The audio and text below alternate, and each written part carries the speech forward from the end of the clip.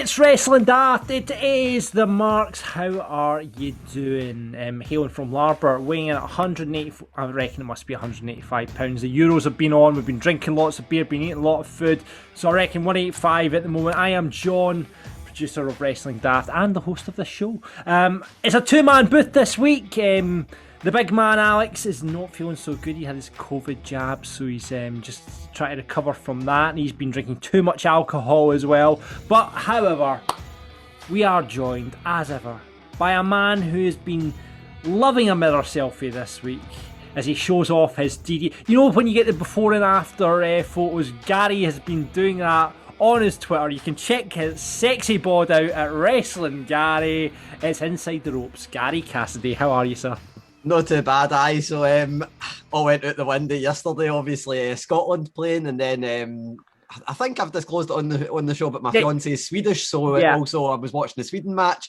So you know, over the past 14 weeks, been doing DDPY, been getting myself in a wee, I say in shape, getting out of a shape, out of the shape that I was, which was a circle. So I managed to get the healthy eating, you know, drink a wee bit less than I normally do. Then went to the pub yesterday.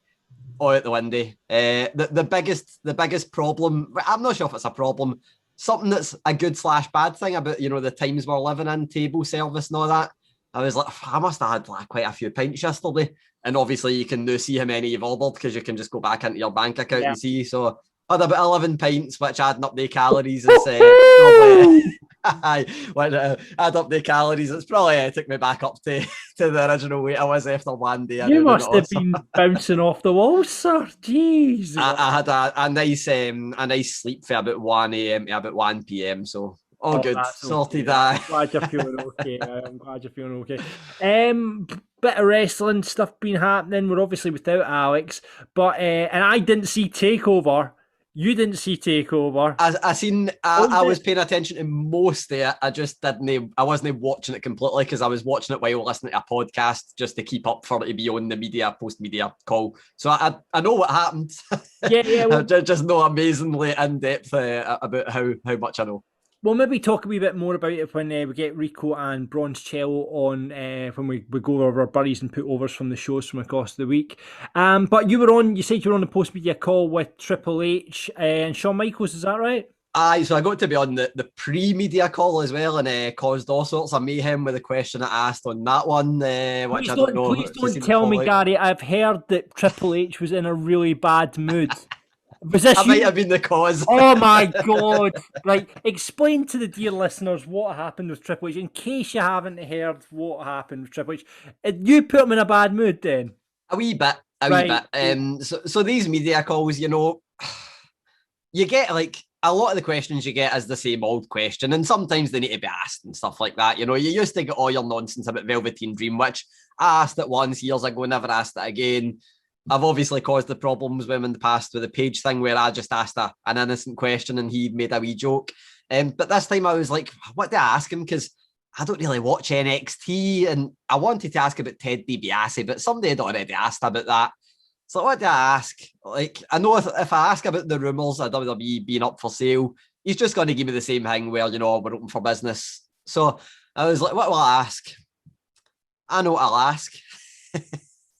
I'll ask about Sasha Banks tweeting about an all-women's show since Mickie James is doing an all-women's show for NWA. So I'll ask him about that.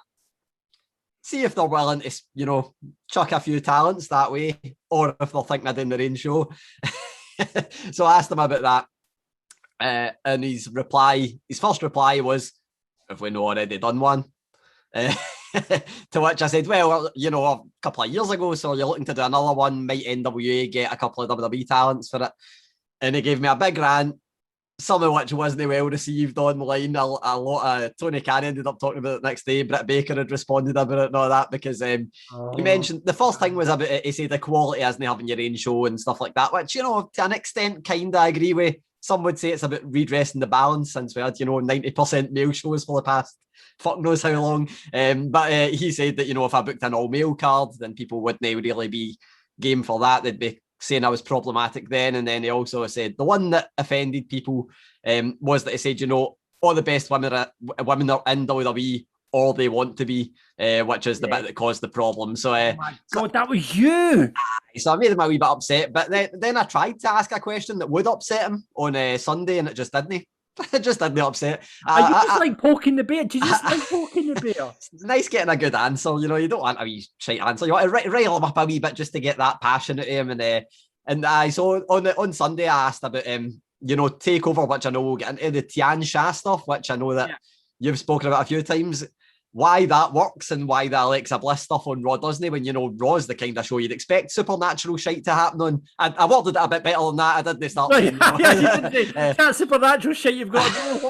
Why is that so shit? Why do people hate the shit you're putting on? But no, so I asked him about that. But him and Shawn Michaels gave me a really good answer about how not everybody can portray a supernatural character. And look at Stone Cold Steve Austin just coming out with black trunks on, and so they gave me good answers. But I accidentally upset him one of the days, but then clawed it back the next time. So. Well done. I can't believe you just continued to put it there, because I did hear on another well-known wrestling podcast he was in a terrible mood, and now we realise why he was. It was our very own Gary Cassidy that set him on that road. Well done, Gary.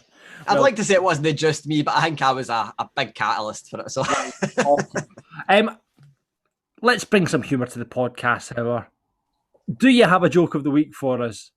Aye, but I feel like we're running out of wrestling ones, so we have a joke. It's just no wrestling themed. The comedy musings of Mr. Gary Cassidy. Did you hear about the creator of the knock knock joke? No, I didn't hear about the creator of the knock knock joke. He's been awarded a posthumous Nobel Prize. And later on the show, as well as burying and putting over the TV shows from this week and having a more in-depth look at TakeOver, we're going to be speaking to a man who's just made his debut in NXT UK. ICW is always in the UK. It's Mr. Andy Wilde. You caught up with him, Gary? Aye, one of those ones where, a big star in the UK scene, obviously in Scotland for many years. One of the guys that, probably everybody that's been to a wrestling show in Scotland has seen Andy Wilde wrestle. Yeah. As the kind of guy who's just always been there, been a staple of the scene, has made his debut in NXT UK. He's not, as far as I know, he's not signed. He's been down there a few times, but he's not actually signed to a contract. But he's been doing some extra work, ended up in a match, I think ended up in a couple of matches, and then ended up down for a second camp as well. So it was the kind of thing where it's like, I interviewed him a couple of years ago, but the interview, I always say this, but see, the first one we done was through email. You interview somebody through email, you can't actually have a conversation with them. You don't really, you can't just get most of the questions I ask, the answer isn't the good part. It's a wee kind of off bit that you'll get for somebody saying it. So it was like, we'll just set up a wee chat, get like a wee Zoom call on the go, talk about his time in WWE, a wee bit about ICW as well, because that's where I knew him from before NXT UK. And the best thing that he spoke about was that I asked him about, I believe you've spoke to a few people on the show that have mentioned it, but in NXT UK right now, because there's no crowd, they've got Shawn Michaels directing from across the pond, just doing his full, he calls it the voice of God, but he's essentially directing the match and producing for across the pond on a one-way system where he voices into BT Studios. Andy Wilde had a wee bit of advice from Shawn Michaels. So that was the best part of the full conversation. I think, even if you don't know who Andy Wilde is, which you probably do if you're listening to this, you'll still find it a good chat. But I loved it, hearing about the kind of inner workings of NXT UK for somebody that isn't part of the company just yet. So I feel different insight for what you'd normally get. Right, well, you can hear that interview later on. But first, let's cut a promo. I have a lot of things I want to get off my chest. Now, we have a sister podcast, if you haven't heard it before. If you like the Football Daft, go and listen to it. It's a great podcast. Grado's on it. Shell Suit Bob from River City, a soap opera in Scotland. He does a bit in it. Chris Toll, you'll know from ICW. If you watch ICW, Chris Toll is on there as well as we talk football. And that's where I want to take my promo this week. And I want to cut my promo on the Scotland football manager, Steve Clarke. Right? Now, I'm not a football guy, but Every single person in Scotland looked at that starting lineup yesterday when we went into the game against Czech Republic, and not one person would have picked that starting lineup that he chose. You know what I mean? So I don't want to get into the intrinsic, but Stephen O'Donnell seems like a lovely, lovely fella. Lovely guy, out of his depth. Absolutely out of his depth. Gary's sitting nodding away to here. And I know we don't talk much football in this podcast. It's all about wrestling. But, we got jobbed out to the Czech Republic. And I was very disappointed and very angry about it. I just want to cut a promo. I'm sorry, Steve, but come on, team selection, son, need to do better. I hope this time next week I'm on a pod you for a big victory against England. I liken Steve Clarke's selection yesterday to see when Raw is doing pure shite and they're like, do you know what? Rather than build new young stars, we'll just bring in old mediocre ones. Yes. That's pretty much what it is. It's like that is a great way of putting it right. Rather than bringing in the new blood from NXT, your Nathan Pattersons, your Billy Gilmores, your David Turnbull. He's just stuck with the fucking mid-card shit. Is what we're saying. Well, I like that way of writing it. So, Steve, get your tactics sorted out. At the moment, it's the usual, and the meme that's done the rounds, it's like, Braveheart, come on, freedom, and then it goes to Train Spotting. It's shite being Scottish. Let's hope by the next time we speak on this podcast, we're back to freedom. We're beating England. Sorry if you're an English listener. Come on, Scotland.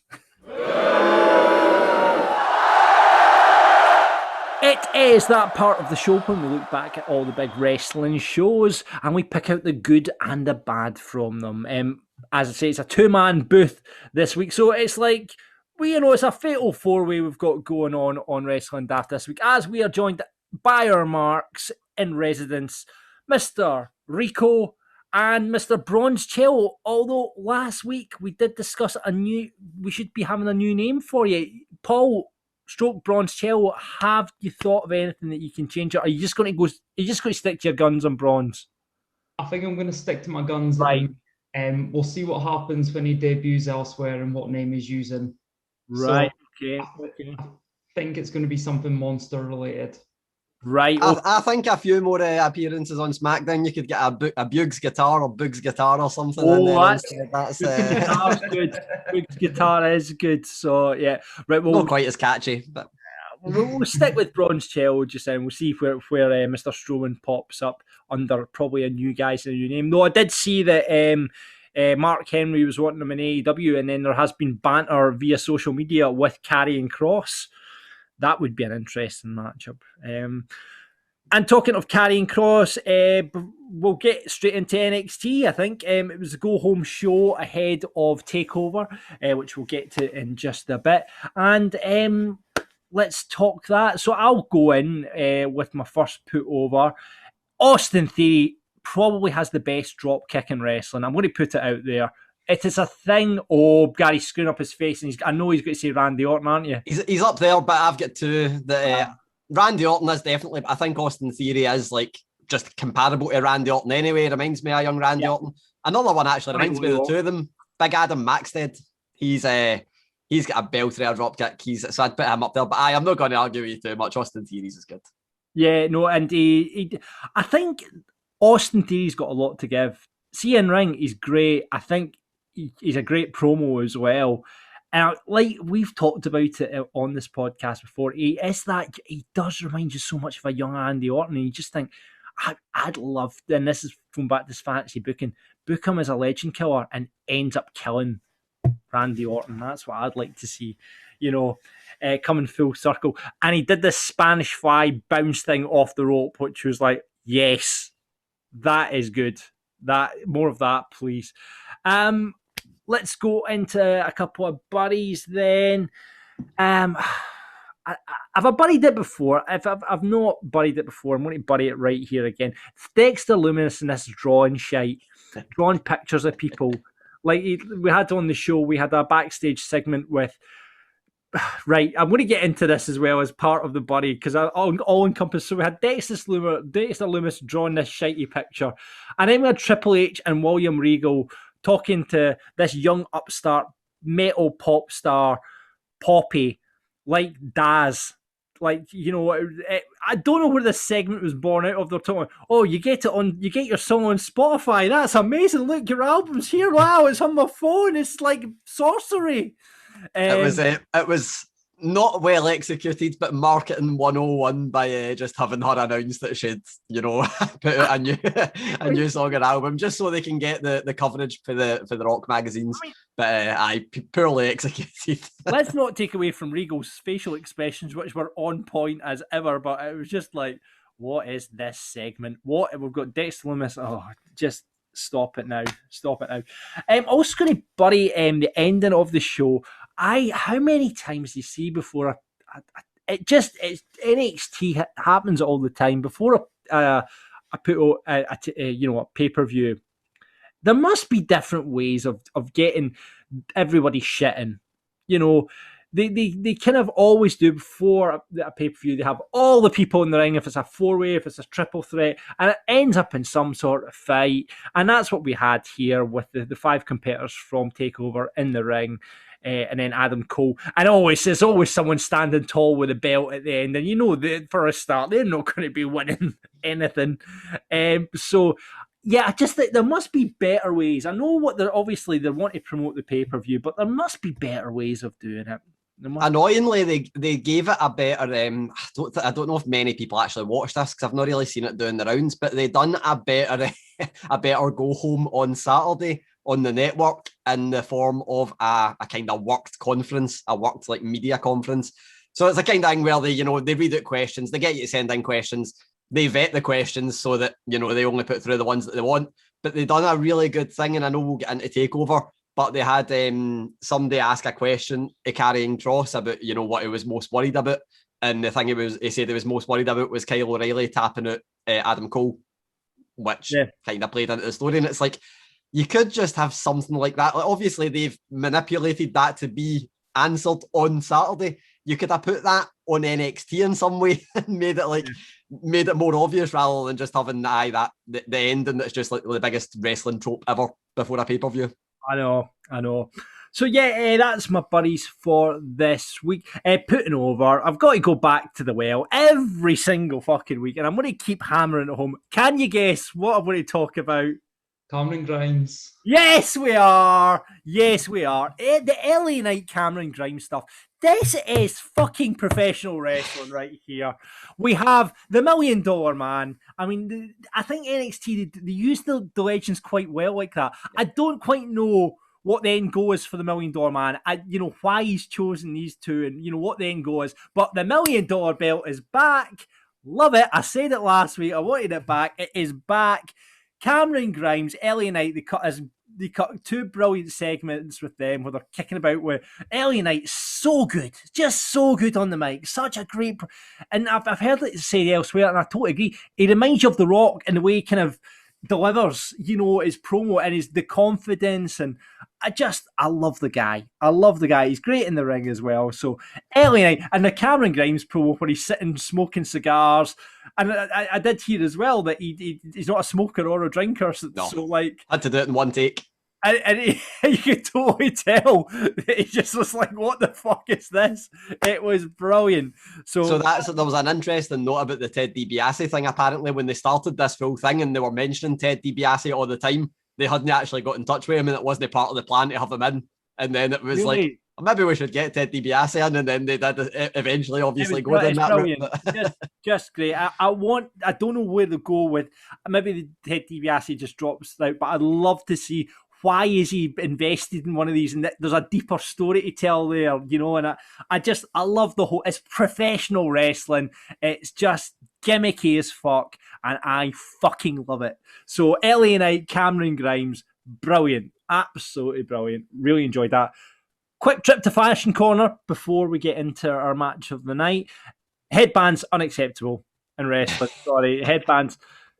Johnny Gargano, Austin Theory in their headbands. No. Fandango's shirt, excellent. He had the sort of shirt spotting with kind of wrestlers on it. Good shirt, Fandango. LA Knights, yellow and black, Air Jordans. Wow, I want a pair of those. And Zach Gibson has now officially taken the best wrestling boot ever, as he created wrestling boots that look like football boots. Fan-bloody-tastic. And they were a tribute to Steven Gerrard, which is even were better. they? Were they Stevie Keeper? Oh, were they? So, yeah, that's a lot of going on in Fashion Corner this week. And match of the night, going to give it to the women this week. Ember Moon, Dakota Kai put on a great showing ahead, and Ember Moon did this kind of somersault stunner thing, which I think deserves a mention because it was an absolute thing of beauty. And that was NXT. Now, we normally go over to Big Alex with AEW. I have not, holding my hands up, seen AEW from the last week. Does anyone have anything to bring to the party? Rico has his hand up. Mr. Rico, what would you like to say? I didn't watch it either. However, I usually catch up with it in sort of clip form the next morning, and I watched the end of Miro versus Evil Uno, and I loved the ending of it. Evil Uno sort of putting Miro down on the ground, the Dark Order coming out, really getting behind him. Evil Uno with the tribute to Brody Lee, getting the discus clothesline, and Miro just no selling it whatsoever and destroying Evil Uno after it. It's just ruthless. And I think, again, one of the first times I was on here, I was like, I don't get Miro. I definitely do now. He is a monster. Absolutely brilliant character in that sense. He's just, I don't know who's going to dethrone him. I don't know how either, but I thought that was really good. We're completely snookered because that's the only bit I've seen. Right. Okay. I'm just scanning through, and I've just seen for Fashion Corner, Cody's Clobber, who's now morphing into it. This gimmick that they're doing has got to be a nod to Homelander and the boys, if you've seen that, because he's just so over the top patriotic. It just looks like he's going to turn at any point. So yeah, Alex, I'm sure have caught up with it. But yeah, it looks like it's been an okay show, because I think the AEW's been floundering a little bit recently, from what I gather. Friday's really only doing them a favour. Yeah. I said it last week with debuting Andrade on that show. It's just no getting the reads. It's the reads. It's me being a journalist there, fucking all about the clicks. But it's just not getting the views. They're not able to carry them over. I don't know if it's because it's a Friday, it's a late night in America. Obviously, they can go out and enjoy nightlife, so maybe people are doing that. But it's just, I feel like it's now just a slog to get through that, and maybe they're thinking that as well. Maybe we'll just try and get through until we get back to the regular slot. So I think it's in a bit of a dip. But then we've got across, I think, July and August, about 3 special shows when they're on tour. So hopefully it'll pick up then. Yeah. Yeah. And I think it was a taped show as well. It kind of took a bit out of it because they didn't have the full crowd. We had the return of the Pinnacle after the pay-per-view, and Inner Circle smashed the limo up, which seemed to go on forever. They just watched them do it. But we had one of the members of Inner Circle, I can't remember who it was, they sprayed El Barto on the side of the white limo. That was a nice Simpsons throw-in reference there, yeah. like that. All right then, boys, let's head to SmackDown, and let's start with you, Mr. Braunscell, and your first put over of the evening. So I had a couple of people message me about this, so I absolutely loved it as well. The ending, so we had Ray confronting Roman for disrespecting his family the previous week and putting his hands on Dominic. Roman then acknowledged Ray as a father, and then out of nowhere, Ray started battering Reigns with a kendo stick. Roman got the upper hand. Dominic then jumped in, and Roman powerbombed him over the top rope onto the floor, and SmackDown went off the air with Dominic lying in a heap. It was just absolutely amazing. And compared to the ending of Raw last week to SmackDown, it was absolutely brilliant. Absolutely loved it. Yeah, we've said it before so many times. I mean, the Reigns, Usos, the whole angle is it's just so money at the moment. It is the best story in wrestling. You just want it to never end because it's just so good, and they just keep finding different layers to put on top of it as well. I really like Rey Mysterio in that slot as well. I know that a lot of people are a wee bit, he doesn't really need to be there, but I think he's brilliant. He's not going to win the title. He probably shouldn't win the title at his age, even though he doesn't look like he's slowed down. Well, he slowed down, then got the stem cells in his knees, and then sped back up again. But I just think, for an in-between kind of pay-per-view, when we're obviously gone somewhere else for SummerSlam, it's just a perfect wee stopgap. And, if I get Rey Mysterio v Roman Reigns at Hell in a Cell, if that's in a Hell in a Cell, like in the actual cell, I think that would be absolutely amazing. I just think that's the kind of thing where, who else is there? Of course, there's Big E and stuff like that, but you'd rather they waited. I think Rey Mysterio is great in that role. I feel like this is a vehicle for the capitulation of Roman and the Usos. I think Rey's been shoehorned in there just a little bit, because if you go back 2 weeks, this match wouldn't have happened. Like, there was not even a sniff of this happening. Last week, Roman attacks Rey and chokes out Dominic and everything. So this is why it's happening. But with all of the storylines that's going on with Jay and Jimmy, and Jay in the middle, just looking like a victim now of it all, finally had enough of their antics back and forth and walked away from them. I really do feel like we could start to see Jimmy and Roman butt heads physically at Hell in a Cell. Yeah, do you think that leads into up to SummerSlam with some sort of triple threat with the Usos and Roman, or is it? Do you think that's where it concludes that story?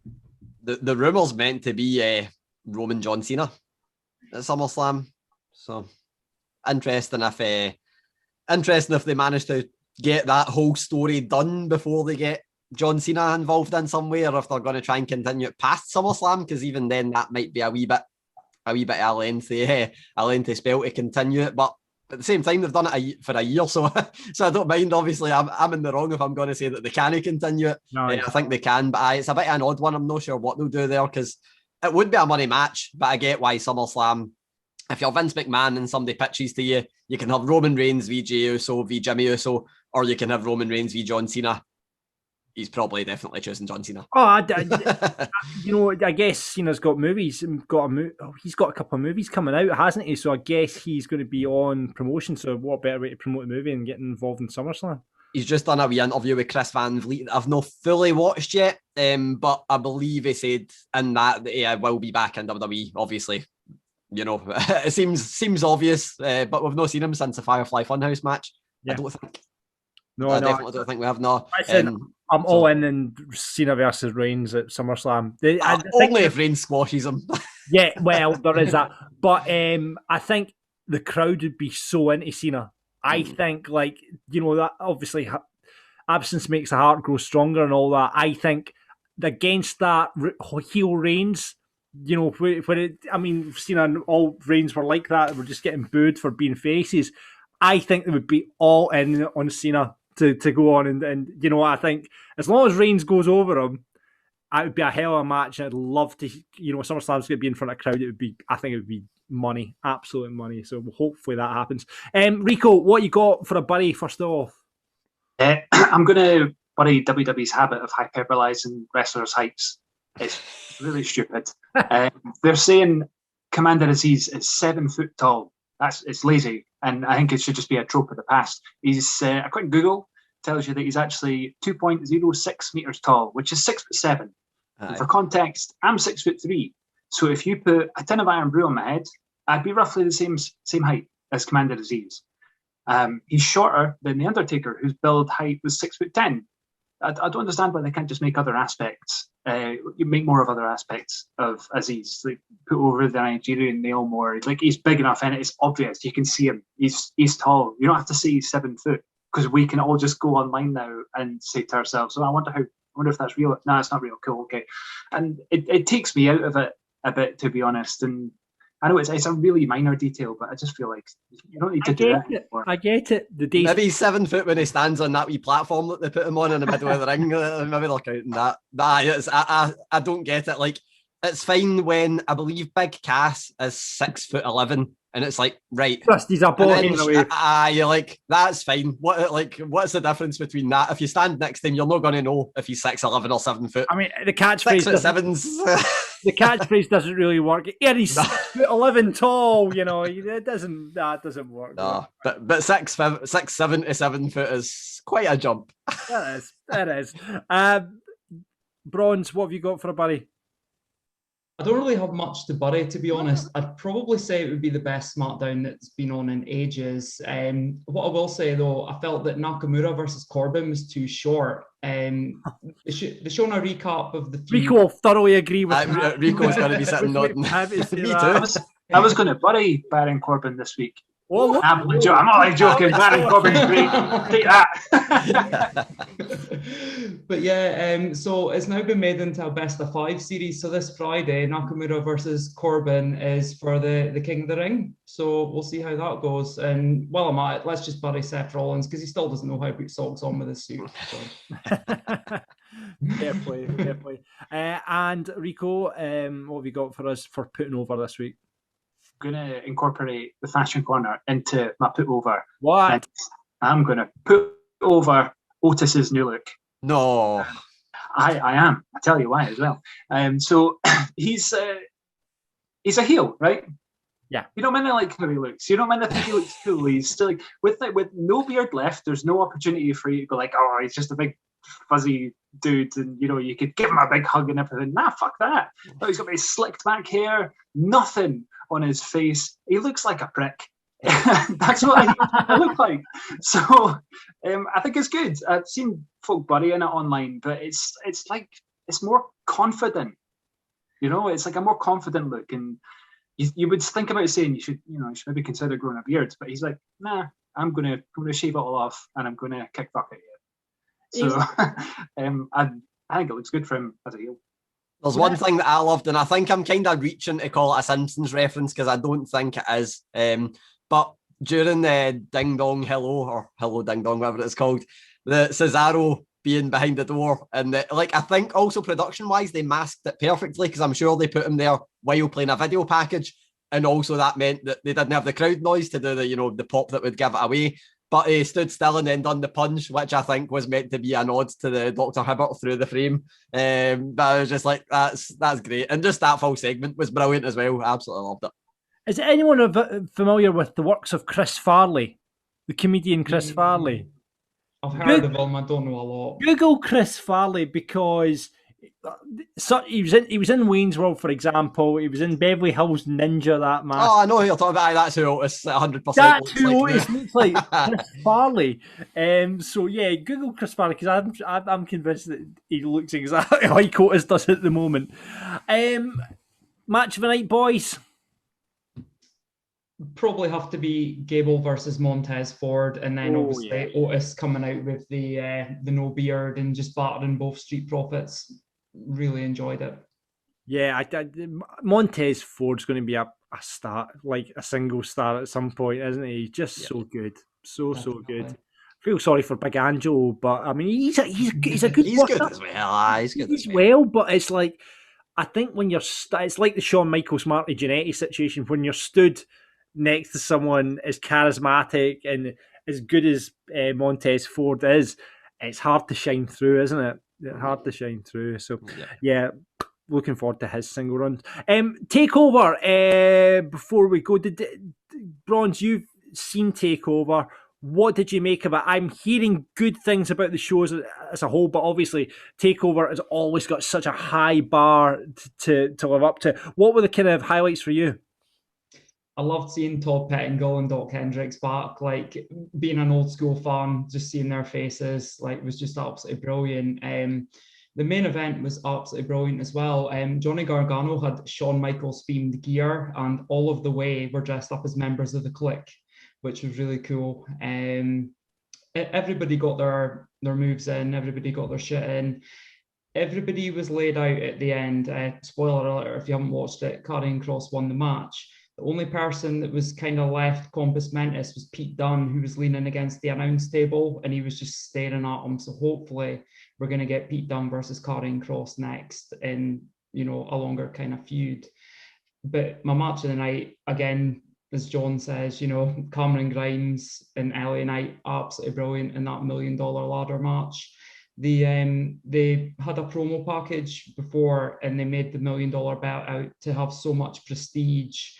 You know, for a gimmick made up belt, you wouldn't have really thought much about it, but showing all the people that have held it and went on to greatness, like Steve Austin and, you know, Ted DiBiase having his long career, just absolutely brilliant. So hopefully we'll see, spoiler alert again, LA Knight won. So Ted DiBiase is his manager for a while, and them two will feud over the belt, and we'll see how things go. But yeah, really enjoyed the whole event, to be honest. I don't think that there was one bad match. So if you get, I think it was 2 hours 20 minutes long, quite short. So yeah, check it out. Yeah, that match was incredible. There was only one bit that I was like, and it was only yet again production. The camera went on LA Knight a wee bit too long outside the ring when he was talking to Cameron Grimes after a pretty scary spot. But it's like, that's nothing on the performers. And if LA Knight had long hair, you wouldn't have seen him talking anyway. But it was just like that full match was absolutely incredible. I think one match that I absolutely loved as well, wasn't so much the match wasn't incredible, but the Tian Sha stuff, again with Mei Ying, actually, which every time I say that I almost say Mei Young, but every single time, and they're the same age, which is good. That I just thought that match, it made Zia Lee look absolutely brilliant. I think she is somebody that has looked really good. She's like carrying Cross. A lot of people are like, oh, she's a really stiff worker, but that's what makes her good. But that match was brilliant, and then what played afterwards was great as well. Boa still hasn't wrestled, but I was going to see what's happening. Boa, it took a few wee bumps. He get beaten up with a chair for Mercedes, but also the other great match that like it's getting kind of glossed over just because it was so early. The 6-man with MSK and Bronson Reed wearing their Misawa gear on the 12th anniversary of his death. Them against Legado del Fantasma. Just a perfect match to open it up because they had a big crowd in. The crowd, the one thing that, and a lot of people mentioned that the crowd kind of weren't great, but they had been standing in the rain for fucking hours, which might be why. So the crowd wasn't great, but that match was just absolutely phenomenal.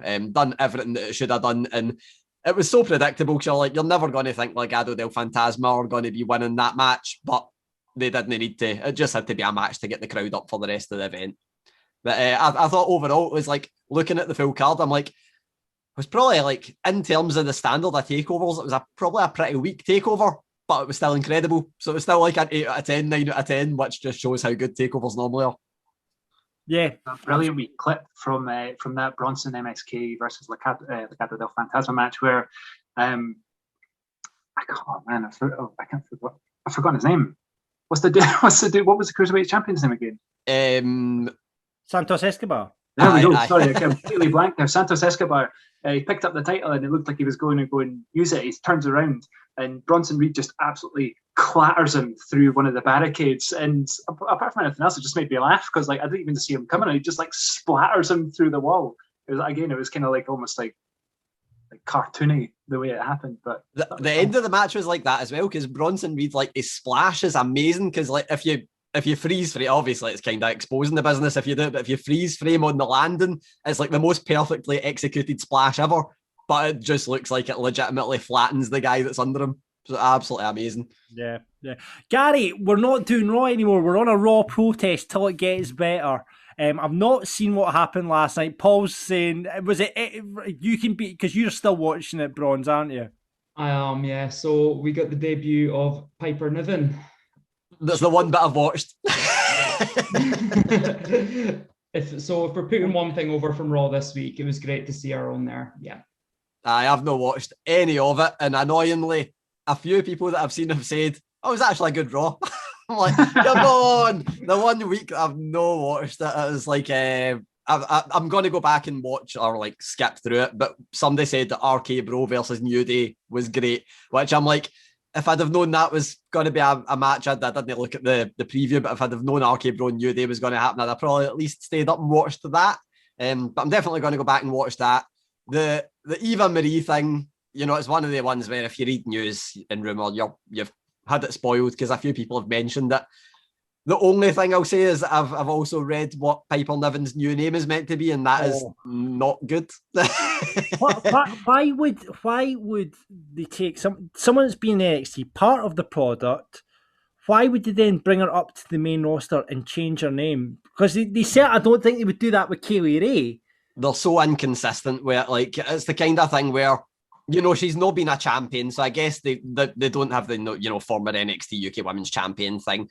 But it just seems like they pick and choose with this stuff so often. I mean, we've seen it even on the main roster. We've seen it with Commander Aziz, who we've seen in the Greatest Royal Rumble as Babatunde. We've seen him, you know, as Dabba-Kato and Raw Underground. They just pick and choose. I think it's the kind of thing where WWE decides, you know, if somebody's playing a character, then fuck it, the character can just disappear and they can just create a new character. And it is annoying. It's just so inconsistent. It is annoying. But I don't mind it because Piper Niven, I'd been sent a message a few weeks ago, and I'm not going to out the journalist. They'd done the right thing and didn't report it. But they told that Kaylee Ray was getting let go for NXT UK, and it's like, that's definitely not happening. Like, she's just one of the people that they outbid AEW to get, so there's no chance that they're actually going to let go of her. So it's nice to see her there, because I feel like on NXT UK, she could have been, you know, next in line for a title. She had a big rivalry with Kaylee Ray. But there's a lot of talent there, and I think putting over a younger talent on that product's probably where they're going to go going forward. So where else do you put her? NXT, sure, she'd fit in brilliantly there.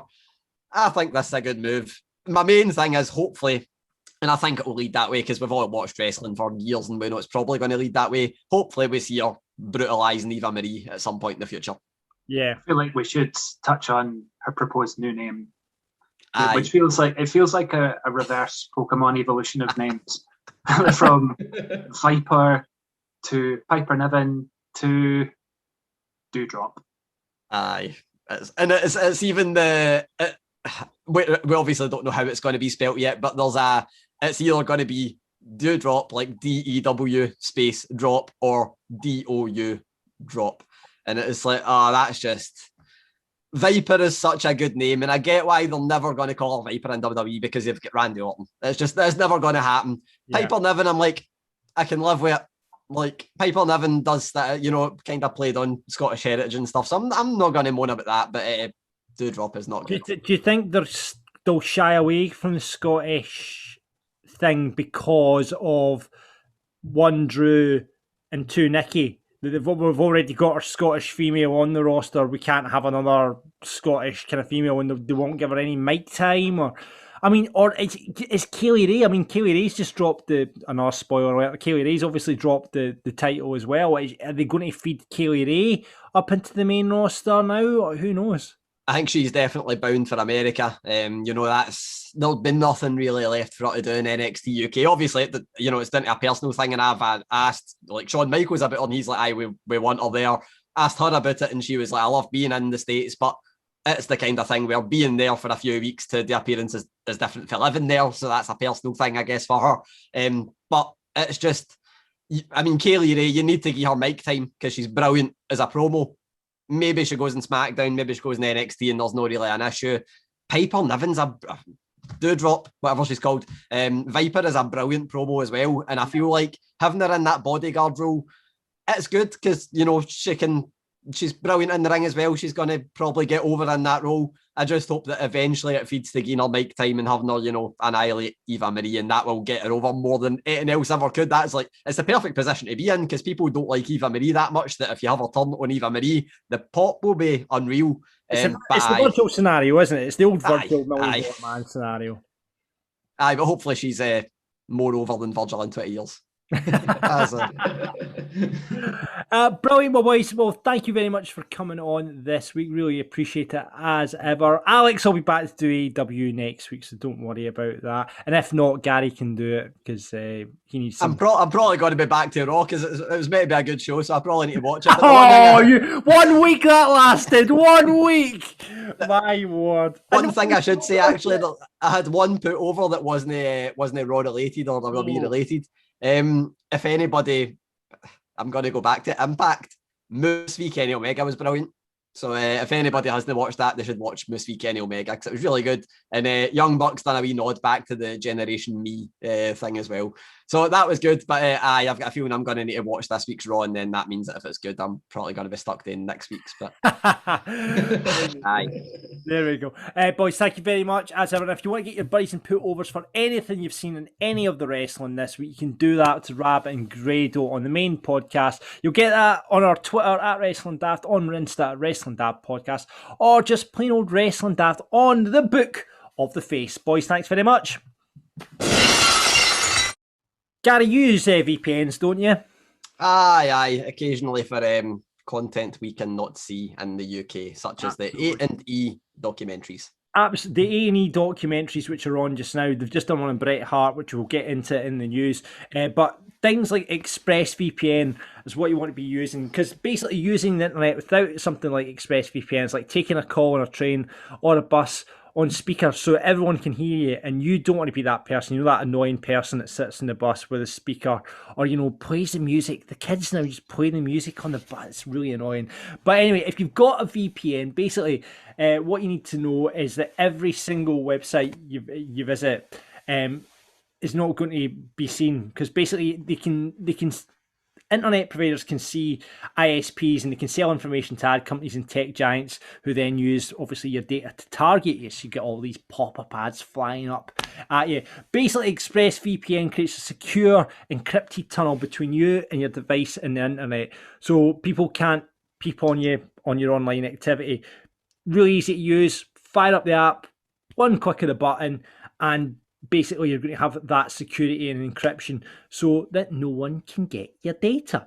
It's been rated #1 by CNET, The Wire, The Verge. Works on phones, laptops, even routers, so anyone who shares your Wi-Fi can also be protected as well.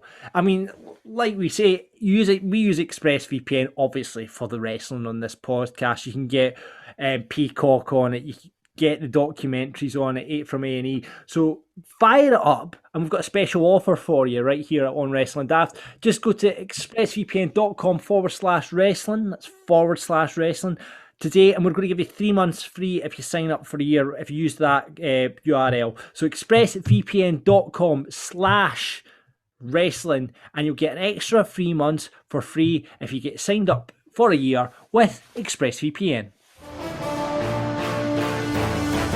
It's the Wrestling News with Gary Cassidy.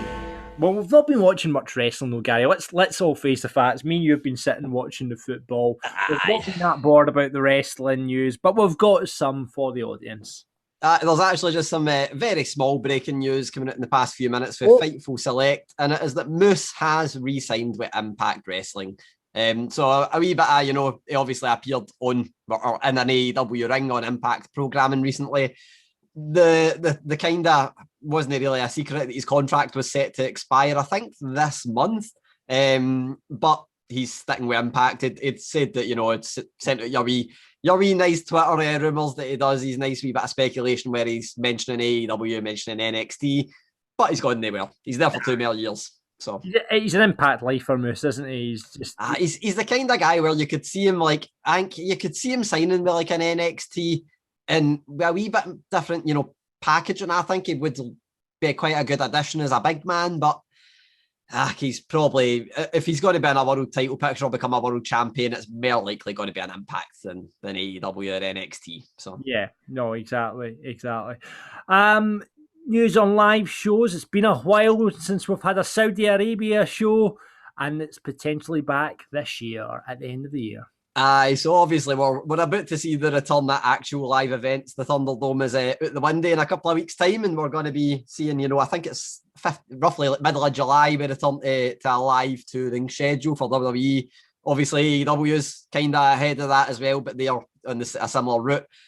Saudi Arabia, WWE signed that contract, I think 4 years ago now, 4 or 5 years ago, and it was a 10-year deal. There's now been, I think, 2 years without a show there.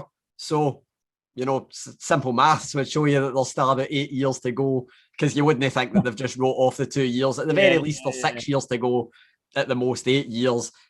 But obviously the pandemic has stopped him from being there, so it's not just something that's disappeared. We are going to be going back to a Saudi Arabia show, and this was PW Insider reporting more specific plans, and that is that the agreement will be resumed pretty much going into the start of next year.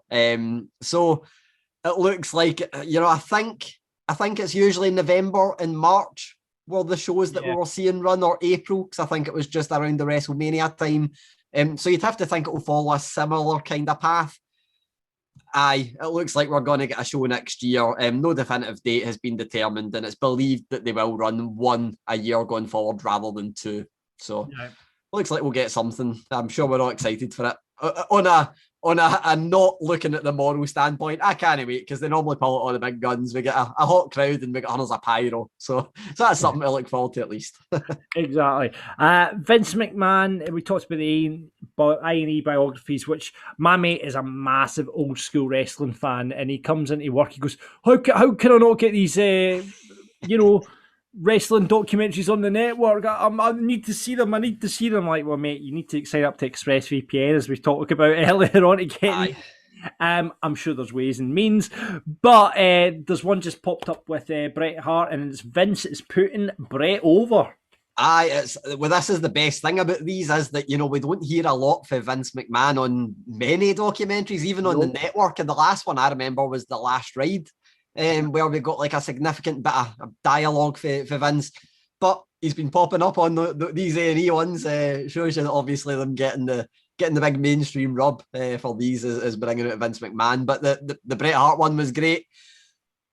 This is a bit of a weird one, because obviously we all know about the relationship between Vince and Bret, and it not being, or at least at one point in time, not being the best of relationships because of a certain Montreal screw job. But he did say that Bret was the most credible WWE champion ever, which, it's not the wackiest statement. We've all seen Bret Hart in the ring. We know that he's absolutely brilliant. I always talk about my favourite cell all the time being his turnbuckle cell. So Vince McMahon said that Bret was not as big as some of our other performers. Again, no big secret. We know that he wasn't the biggest guy. But Bret stayed in there and hung in there, and eventually everyone recognised his skill, and the rest is history. And then he said, Bret is an unusual cat. Man, that was a real champion. The credibility factor with Bret, I think, will be the highest of anyone we ever had as champion. That's a big statement for Vince McMahon, considering how many champions there's been, and you've got a lot of Shawn Michaels, The Rock, Daniel Bryan. I have a lot. Kurt Angle, Jesus, Kurt. Actually, Vince, John's raging by. I'm actually thinking Kurt Angle is the most credible WWE champion there has ever been. Vince, or Brock Lesnar. Or maybe Brock Lesnar. Vince, right, so I appreciate Bret Hart, the excellence of execution, all that, but fucking Kurt Angle would tie Bret Hart in fucking knots, as would Lesnar. So I think credible, it's a bit of when I think credible, I think about people that don't watch wrestling would see that person and think there's credibility. Right. Yeah. So I would say Brock Lesnar by a mile, but at the same time, maybe that makes the praise even higher coming for Vince if he's saying it. Or maybe he's going to say that about 5 different people, and it's just going to... You never know. There is that.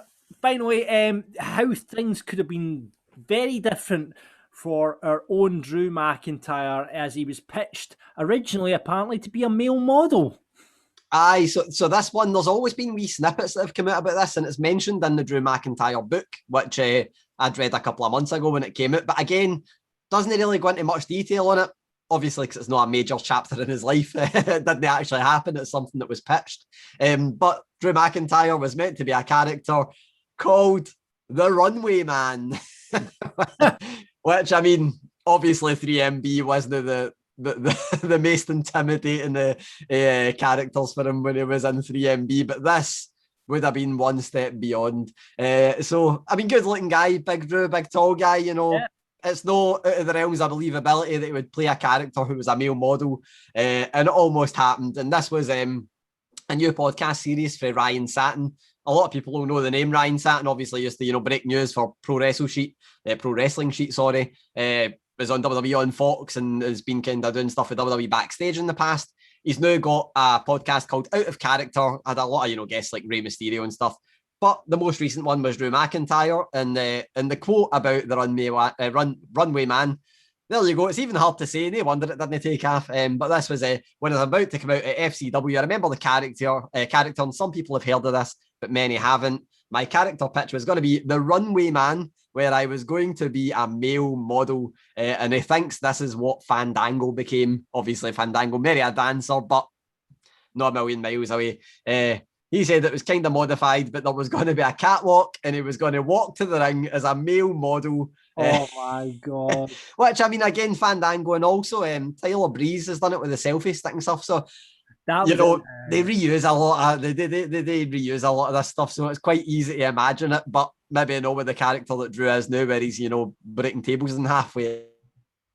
Yeah, so I said it was pitched to him while he was working on stuff. It was £265 when he was tagging with Wade Barrett in FCW. He leaned down to be the size, at 230 to be like the chosen one, and he was getting ready to be a male model at that time. Had to sit down with Vince, made it clear that he didn't love it, but he'd make it work. And whatever Vince thought was best, they would do. But thankfully, Vince didn't feel it was best. But there's another wee tie into that where, it's a bit surprising that he would say that he would make it work, because actually, when and there's footage of this, but when WWE came round and when Drew McIntyre done his tryout, it was Drew, Sheamus, and Wade Barrett, and they all got offered to be on TV as extras down security, and Drew McIntyre ended up no doing it because he refused to cut his hair off. So he was saying that he wasn't going to get rid of these long locks, and there's footage of Sheamus and Wade Barrett doing it, but Drew no doing it even though he was there. So, I mean, good company guy for, saying that he would have done the runway man, but I think we're all glad that he steered Vince in the opposite direction. The chosen one was a bit of a better gimmick, let's face it. Wasn't I got that amazing story that we got now? I mean, there was the runway man and then became the first ever WWE champion. They'll get the same ring. Yeah, exactly. That would have been buried way under if he had eventually came the runway man to where he is now. Brilliant. Thanks for news. Bit slower this week, but I'm sure there'll be something next week. But Gary, there's rumours of more releases, but I don't know what you've heard. It's been going on for a few weeks now, but actually it seems like it's going to be going the opposite direction, because there's a wee bit of a rumour that Samoa Joe was at the Performance Centre this week. Yeah. Why would they be there? Obviously, we've heard Zelina Vega was there a wee while ago, and we've not really seen her on WWE. So we've definitely not seen her on WWE TV since. So it's a bit of Selena De La Renta's there as well, doing some training. She was an MLW, but again, no reports are signing. So the rumours have been there for a while about, NXT UK releases and a few more people gone, but nothing's really came yet. Although saying that, obviously the Braun Strowman, Aleister Black kind of round the releases, that came really out the blue.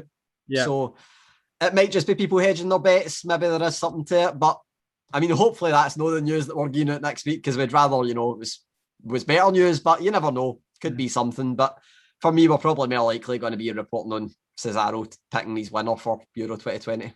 2021 to 2020, something like that. It seems like it's going to be a slow couple of weeks, but I say that, and then somebody's going to get released in about 2 years, probably. If Joe turned up in NXT, Joe versus Karrion Kross is a match I would like to see, and I think a lot of other people would like to see. That would just be battering each other senseless. It would be the big kind of rumour now is that I know you've not seen TakeOver, but the fallout of TakeOver seems to be that William Regal is going to be leaving his on-screen role, because there was a lot of fighting backstage, like just showing the wee fights, and then at the end it was him saying that they need a change.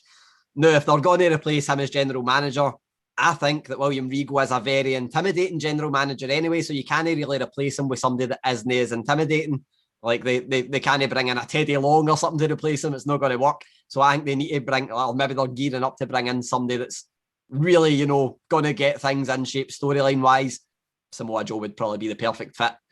So maybe that's what we'll be mentioning next week. We'll probably find out a wee bit more the night. I was going to say Tuesday night, but that is the night. That is it. So we'll probably find a bit more soon. But I guess if people are listening to this on Wednesday, they're probably going to know that we are talking rubbish and something else has happened. So brilliant. We'll find out all about that next week. Thanks very much, Gary, as ever.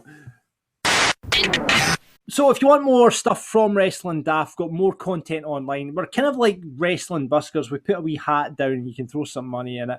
And we need all the money we can get because we're going on a Wrestling Daft night out very, very soon. Where I'm treating Gary and Alex and the boys to a slap-up meal and a good few pints. So please throw some money in our hat. And for that, you're going to get more content from us, which is great. For about £3 a month, you can sign up. You'll get Patreon-only chat community. Banter's always good on there. You get basically Patreon privileges, so you get onto the main show. Any responses on your buddies and put overs, your list of Wrestling Daft, we always take responses from Patreons first. Early episode access, bonus content from the show. There's loads up there, including Greg Hempel talking about Kelvin Brawl at the moment. You get a full video version of this very show, so you get to see the beauty of me and Gary while he drinks a can of juice. You'll also get to vote on what you want to see on the list of Wrestling Daft as well. Tier 2, that's for the IC champs, about £7 a month. Video version of the flagship show with Ab and Grado. Invite to our Patreon pay-per-view parties. We've not done one in a while. We'll be doing one for SummerSlam, however. And you'll get a Saturday night, John.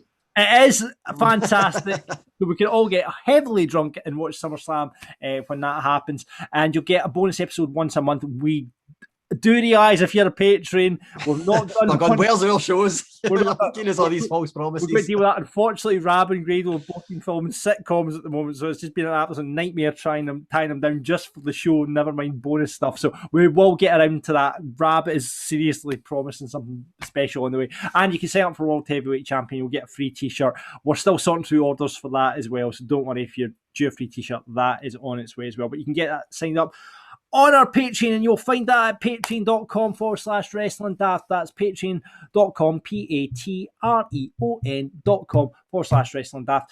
Let's have you on our roster. Thank you very much. And now it's interview time on the marks. Gary is always out talking to the big people in wrestling and pissing off Triple H. We're not going to get any more interviews now because of this. You realise this. It'll be fine. He's always forgiven. He forgave me for the... I mean, I didn't really do it wrong, but he forgave me for the page thing, and I've been, so I don't think I can do much wrong unless I call him a prick on a call, which I'm not going to do because he's a lovely guy. And he would bar you. Aye. Well, there is that. And you caught up with potential ICW fans that listen to the show will know him very well. And for those that don't, you might have seen him pop up in NXT UK. It is the one, it is the only, it is Mr. Andy Wilde with Mr. Gary Cassidy. Hi everyone, Gary Cassidy here, and I'm joined today, I don't need to say it because you can see him, but I'm going to give him an intro anyway. Former ICW 0G champion, running FPWA right now. I feel like, I want to say the dad bod god, but if you've been seeing his Instagram, he's looking very trim. I don't know if we can call him the dad bod god anymore, but we'll get into that in a wee bit. He's just debuted on NXT UK, which we're definitely going to talk about. Andy Wilde, how's it going today, Andy? I'm brilliant, mate. Thank you very much for having me on. I do appreciate it. And I do appreciate the not calling me a dad bod god, even though I need to find a kind of a middle ground name of like, I'm trying to help all the dad bod gods out there and trying to get them. We're moving towards summer now, so we all need to trim up a little bit if we want those extra pints. It's such a good name, but the fact, like, somebody that's, drank a little bit too much beer, ate a wee bit too many takeaways over the past year, I'm like, he's not got a dad bod anymore. That's not a dad bod, nowhere near it. So we might need to think of a new name for you. Firstly, I'm going to congratulate you on debuting for NXT UK. We're going to talk about that in a wee bit, but I feel like we should start a wee bit further back than that. So I interviewed you a couple of years ago, and I think you just had the match with Stevie Boy Xavier. I'm not sure. I don't think it had aired yet on ICW Fight Club. Yep. And you were just about to face Mark Coffey at Fear and Loathing 12, I believe it was. I think you were on like night 1 and night 2 of that. One of them was a tag team match. I think that's right. But for me, the thing, I've been watching Scottish wrestling for a long time. I'd seen a lot of Andy Wilde at that point, and I had known you were a talented guy. So I don't want to detract from the fact that I already knew you were good.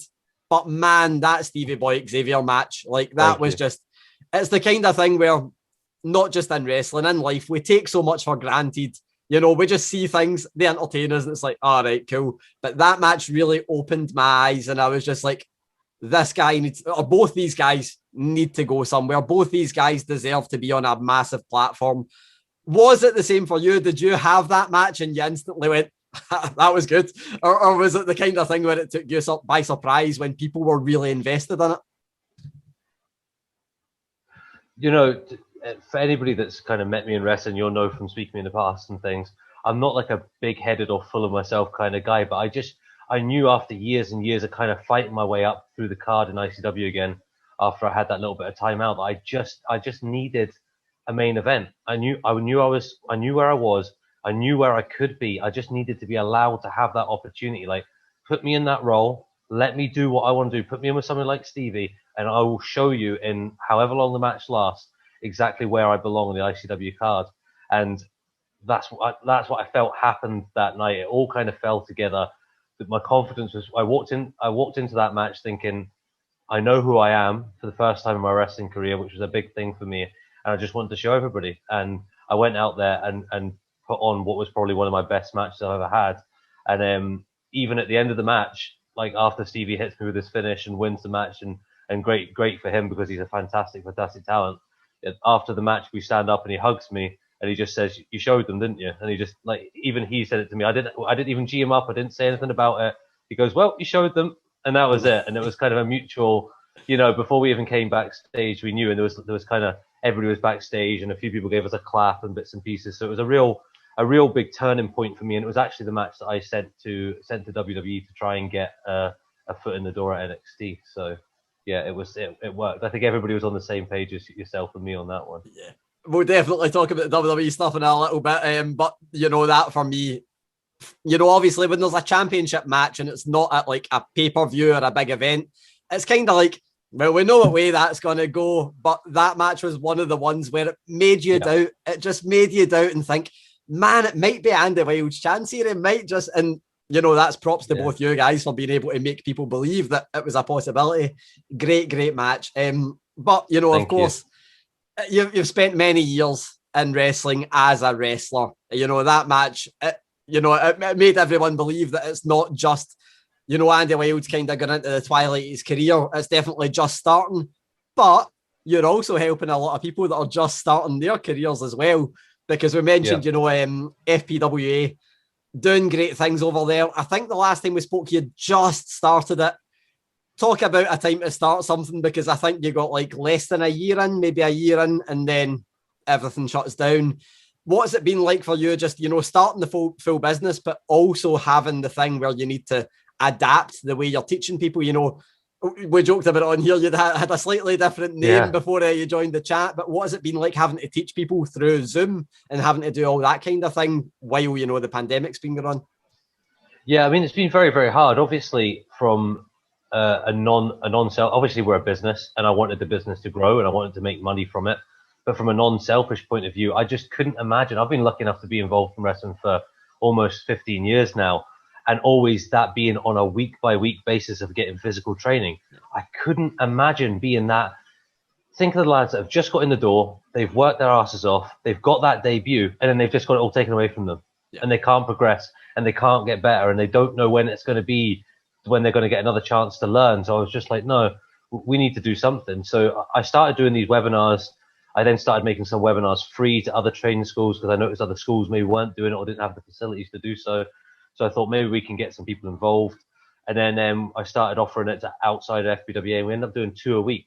Now, it became very, very hard, even though I love wrestling, and I've got a lot to say about wrestling. I've got a lot of ideas on how wrestling works, and I feel I maybe have a different point of view from the upbringing I've had in wrestling to some other people. And I had a lot to say and to put over, but that only lasts for about 6 months where you can find stuff to say and break things down. So we started doing these, we started getting people involved, guest coaches and things like that. And we just picked people's brains. And what surprised me the most about lockdown, it was something I knew in the back of my head, but you never really like reach out to people. There's so many people that want to help. You know, I mean, like I'm messaging Nick Aldis. I haven't spoken to him in years. We go way back. I've never really chatted to him. We throw each other an odd like and a Merry Christmas here and there, but that's it. And I messaged him, and he's like, "Yeah, absolutely, I'll do it. When do you want me on?" And he, you know him, he can just talk and talk and talk. So it's crazy to think that like we're in a position where yes, we can't really train, but at the end of just one of these video calls, we could have the NWA heavyweight champion, you know, who's happy to help progress people. So yeah, it's been hard, but the doors are now back open. We're starting to do contactless training, and if Nicola keeps her word and everything keeps going in the right direction, we should be getting back to contact training as of July, which is going to be, I mean, some of the students who got involved during lockdown did non-contact training, so they've never really done roly-polies and running the ropes. They've never been slammed yet. You know, they've maybe taken a back bump and done it themselves, but they've never been forcefully put through the mat. So they've got an exciting time ahead for them. So it's a really exciting time. I've just got in my imagination 2 trainees going into a lockup and all you guys cheering because you've not seen a lockup for so long. But that's so you know the thing where you end up you open a school, you've got a load of people training away, and then lockdown hits. And 2020 was just insane for British wrestling because, you know, you're speaking out, and then, you know, just for the sake of a year happening, there's so many wrestlers that just kind of fell away, maybe different priorities. You need to, like you said, business wise, you need to make money. You need to do what's best for you and a family. So one of the things that I loved to 2020, you mentioned, you know, NXT UK and ICW. It's been the same with both. NXT UK, the ones that I always related to was a tag team called Pretty Deadly. And those guys, I believe, hadn't won a match in NXT UK before everything shut down. They'd been on a few house shows and stuff like that. They'd been showing that they were, you know, I hate the term, a good hand, but that's like the perfect example of what they were. You know, they were making everyone else look good. Weren't they quite getting the rub themselves? Then everything opens back up. But then NXT UK at least goes to the BT Sports Studios, and those guys just end up, you know, coming on leaps and bounds. They're now tag team champions. ICW, you've got it with the likes of Craig Anthony, Daz Black, who are putting on amazing work. You've obviously got a lot of trainees that are kind of powering through as well. Who for you, you know, you've been through watching all of Scottish and British wrestling. Who for you are you looking at right now going, man, when there's crowds back in the building, they're just going to take the world by storm? Oh, there is so many. I know that's kind of that's not a cop off for just not naming people, because I will name people. But to start talking about the pretty deadly guys, if you ever have the opportunity to be around them, 2 of the most hardworking guys you've ever met in your life. I've met them in passing. I wouldn't say I was friendly with them, but I've said hello and things. But I spent some time with them on those camps, and honestly, they just do not stop working from the second they get up to the second. I mean, look at the amount of stuff they put out on socials. I mean, that's a full-time job in itself. But to go back to your question, Scottish wrestling-wise, Jason Reed for me has been somebody who has relentlessly stayed on top of his wrestling career throughout lockdown. It isn't easy. It isn't easy to stay on top of it, and it isn't easy to progress, and he's progressed massively. Like you said, Daz Black, he is unbelievable, raw talent. He's a really, really, really good talent. You can't leave Leighton out, as much as I have my own qualms with him in ICW at the moment. You can't take away who Leighton is. I mean, for ourselves, for our own training school, we've got there's a young lad called Omar Mohammed. He calls himself the Asian Sensation, and he's done a little bit of enhancement style work with ICW as well. And he's going to be fantastic. We actually have a really good high flyer called Talon Jr. Now, different to other high flyers, Talon is about 6 foot odd, and he's very slim but very in shape. But he can fly about like nobody's business. And the last person I'll give a little mention to is we actually have a 17-year-old female student called Harmony Sky. And Harmony has been training with an old Scottish wrestler called Johnny Lyons for a good 4 years now. So she's been training since she was about 13, and recently started training with myself. And honestly, once she makes her debut, she's ready for a debut now. But we need to, obviously, after this lockdown and things, get the ring rust off and stuff. But once she's made her debut, I honestly think that she will bypass so much talent in this country, because she's absolutely unbelievable. She's a very, very, very good wrestler. I'm just taking notes there. Talon Jr., Harmony Sky. I know who the Asian Sensation is already. Absolutely love him, but I'm taking notes there to keep an eye on them. Yeah, Pretty Deadly for me. I always say it. I love the guys. They're the best and the worst interview you'll ever get, because they're obviously just both so into each other and amazing at putting each other over that it's just like, oh my God, but they're so good. So, you know, we're going to get an NXT UK, ICW mentioned there as well. one of the biggest things about ICW, I don't think anyone will doubt it, has always been the fans. So when it comes to ICW returning, and man, I was so delighted to see ICW returning, but when you hear that they're coming back, going to be filming in an asylum with no fans, there's a wee bit of hesitation there. You know, you're like, I don't know how this is going to go down.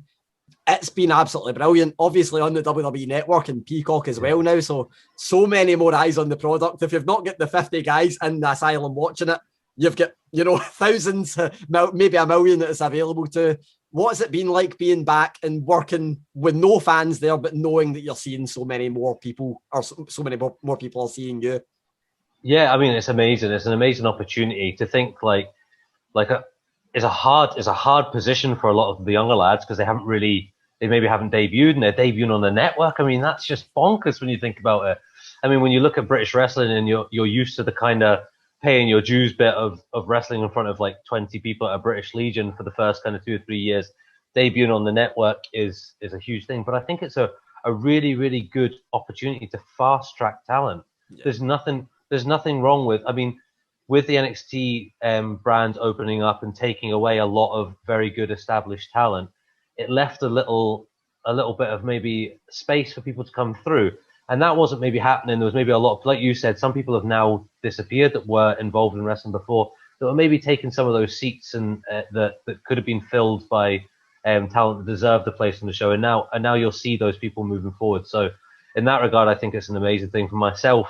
Wrestling in front of like no people is not a hard thing because, like I said, I grew up I started wrestling in 2006, where for the first 5 years of your wrestling career, you wrestle for everybody you can, and that means driving 10 hours to wrestle for a show in a British Legion, then driving back and being absolutely buzzing about it. But you've only wrestled in front of 8 people, 6 of them were people's girlfriends, and you know that was it. You know, it was so we're used to that. But no, it's great to know that now everything that I put out in terms of ICW is getting seen by WWE and also getting seen by much more fans. And you see that reflect in your social media as well. You see a lot more interaction from people outside of Scotland. But I've got to say, I do, when I'm on that treadmill in the mornings, I do speed up my running as I think about that murmur when you're backstage and you hear Billy Kirkwood blindly swearing down a microphone at thousands of people, just getting them ready. And then the camera's going. I'm really looking forward to that first. I hope I'm out first. Everybody wants the main event, but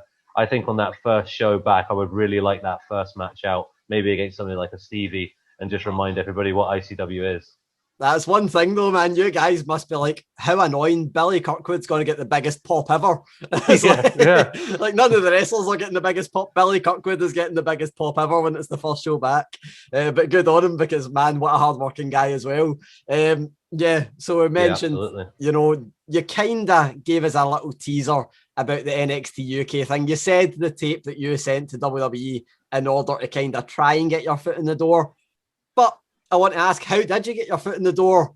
How did it all come about? You know, you've just debuted on the network. You've said you've done a wee bit of extra work, but how did it all come about?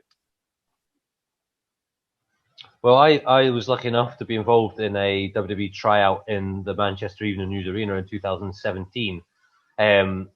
I went, did the tryout, and very like a lot of people, it was a thanks, see you later, you might hear from us, you might never hear from us, which in my case was you never hear from us. So I went away and worked on myself, and luckily, I think my biggest problem in wrestling as I grew up through wrestling as a young kind of mid-20s guy was I didn't know who I was. You know, as a person, I didn't know who I was. And it was very hard to have the confidence to realize who you were as a performer. As I became a father and I matured as a person, I started to realize who I am as a man, and realize that, yes, maybe I'm heavier than everybody else. Yes, maybe I'm not as fast as everybody else, but by God, I'm just as talented. And by God, I can do everything they can do if put in the right roles. So I thought to myself, how am I going to do that? So I thought, I'm just going to have to work for it. So I genuinely thought to myself, I just need to be the hardest worker in the room. It doesn't matter who that is there. I just have to be it. And that is not easy when you're in a room with people like Joe Coffey and Mark Coffey and Wolfgang and all these lads that are just unbelievable talents. But I worked away at it. And then I tried to build myself up through cards. Discovery Wrestling was a really, really big turning point for me because they were the first company to just give me the ball and let me run with it. And that kind of culminated in probably one of my favorite matches again, with a main event against Joe Coffey for the Y Division title. Kind of fast forward to that match with Stevie. And like you said, I just knew as soon as I went backstage, I just knew like if I'm gonna now resend something over, that's the match. Like that's me going in there and showing them this is who Andy Wilde is. So I go way back with Johnny Moss. He's the head coach at the UK Performance Centre. Now I've known Mossy for a very long time because I started my training at Hammerlock, which was a wrestling school in the south of England in Kent. And Mossy was like their guy, but we just kind of kept in touch over the years. And I thought to myself, look, I'll just send it to Mossy because I wanted feedback more than anything. Like I wanted to continue to progress. And he said, look, he gave me some really, really good feedback in terms of like things I could work on. But he also said, look, can't promise you anything, but if something was to come up and we needed a heavyweight to come in and do something for us, I'll give you a shout, which I thought was a very nice, generic answer that you'd send to somebody that you've known for a long time. So I thought that was very nice of him. And then that was it. And then during lockdown, this is becoming quite a long story, but during lockdown, I work as a car salesman. So I work a 60-hour working week. So I'm 6 days a week, 9 in the morning till 6 at night. So I'd always said to people, look, if I just had a bit more time, I'd be in better shape. Like this is the best shape I can be in for my kind of working life. So as soon as lockdown came, I thought to myself, well, I can't not get in better shape now because I've been shouting from the rooftops for years. If I just had a bit more time, I'd get in shape. So I just thought I'll get my head down and get myself in shape. And that's what I did for a long, long time. And then I was just standing at work and talking to a customer. My phone vibrated. And I went to the toilet, checked it, and it was a message from Mossy saying, would you like to come in as an extras talent for NXT UK? I burst out crying, which everybody always does in those kind of scenarios. I was just like, and I like shaking and everything. I ran out and I phoned my missus and I was like, I just got the message. And she's like, what are you talking about? I was like, I've got the message. And she's like, Andrew, what are you talking about? I don't know. And I'm like, from WWE. She's like, you're joking. Because it's like, obviously, Hannah's not a wrestling fan, but when you've been together for a long time, your dreams become their dreams kind of thing. So yeah. And then I got the opportunity to go down and train with them for a few days and then debut against Kenny Williams, which was a nice kind of a full circle thing because I helped him or tried to help him as much as I could early on in his career as well. So it was a nice kind of full circle to stand across the ring from him with WWE logos everywhere, which was a really nice.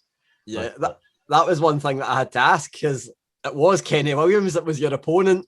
I know he's not the only person in that locker room that you've wrestled that you know for all your years on the circuit. What was it like going down there? Was it the kind of thing where you're just like, man, it's just everyone I know? Like, did that take away from the kind of dream thing where it's like WWE logos everywhere and stuff like that? Did it feel like just being in a locker room you've always been in? Or did it still feel like that really special thing where it just felt so big? Oh, no, it felt super special. I know you've been to the Performance Centre, haven't you? You were there with when they did the media kind of stuff, didn't you? No, I sadly didn't get to go to the Performance Centre. I went to the BT Sports Studios. That's so I got to see a match in that. I really want to go to the Performance Centre because, man, what a facility that looks like. It looks incredible. Like you said, you've got that kind of feeling of like you arrive at the hotel, you see people that you know, so that's comforting. Yeah. But then you get to this Performance Centre and it's so American in terms of size, you know? Nothing in Britain is big, especially in wrestling. Like we have our ICWs and we have our kind of bigger companies, but they're still small in comparison to what America is.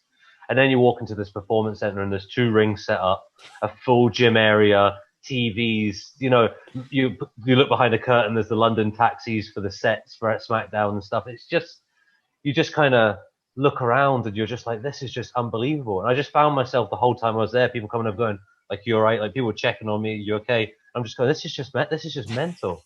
It's just crazy. And I was loving it. And I was just, they're like, you okay? And I'm like, yeah, I'm just trying to, I want to take it all in. Yeah, just soak everything in while we're there, just so you don't forget it. Exactly. And if you kind of stand there think to yourself, because when you're involved in wrestling for a long time, you start to understand that nothing really happens out of things that you do because of the way it is. You know, You'll get a phone call, oh, we're going to put you in this match with such and such. And then the date comes and you're not even on the show and you're like, all right, you know, this is how it goes. So you stand there and I thought, if this is all I ever do, if this is the only thing I ever do in wrestling, I'm going to enjoy every second. And I did. It was absolutely brilliant at the Performance Centre. Yeah, that's for me, that's the one thing where, you know, I've seen the Performance Centre and it's like, man, it looks like a great facility. But for me, I went down to it was like the BT Sports Lounge and they just put a ring in the middle of the BT Sports Studios that is now where they film NXT UK. But at that point, it was just for a wee event. They had like Sheamus versus Andrade. They had like Charlotte versus Nikki Cross. And then they had like Gallus versus British Strong Style and Ilya Dragunov, and it was just Amazing. it's like, what an amazing venue this is, an amazing showcase thing, and it was just like, there should be more in this. And now there is, and obviously that's where you've just wrestled. The one thing that I've heard about that, because I've been asking a lot since whenever I interview NXT UK talent, I ask about, you know, certain things that go on there, and the one that always sticks out for me, I'm not sure if this was the case for your match or not, because I don't know that much, but I know that one of the things they always mention is the voice of God, and it's Shawn Michaels speaking over the tannoy to kind of direct things here and there and kind of produce. But it's not just Shawn Michaels, because you've got the likes of Johnny Saint. You know, you mentioned Johnny Moss as well, who obviously is quite a big name. He's by no means a small fry in this industry at all. Did you have Shawn Michaels? Did you have any of those kind of guys helping direct you? What was that experience like, having, you know, working with these big names? Yeah, everybody's going to laugh. Any of the boys will laugh now when they kind of see this bit, because they'll know how much I want to tell this story. So, Shawn Michaels is the producer for the whole thing. So, I had my enhancement match. I was told beforehand, like, listen, you're in to do what you're here to do. Once they say clear, just move out the way, and they'll maybe speak to Alan. They'll maybe speak to Kenny. Excuse me. They maybe speak to Kenny, and then that'll be it. But they'll very rarely interact with you. You're just kind of, and I'm like, right, I know what I'm here for. So we have the match, which is just a 6-minute enhancement match. You know, you've been wrestling your whole life. I've never really had that. Like, as you know, I've been like kind of mid to high card in ICW, but I've never really had that moment. That hasn't come. It felt like it was starting to come as I had that match with Stevie, and then the world shut down and whatnot. So I have this kind of 6-minute enhancement match, and then they go clear.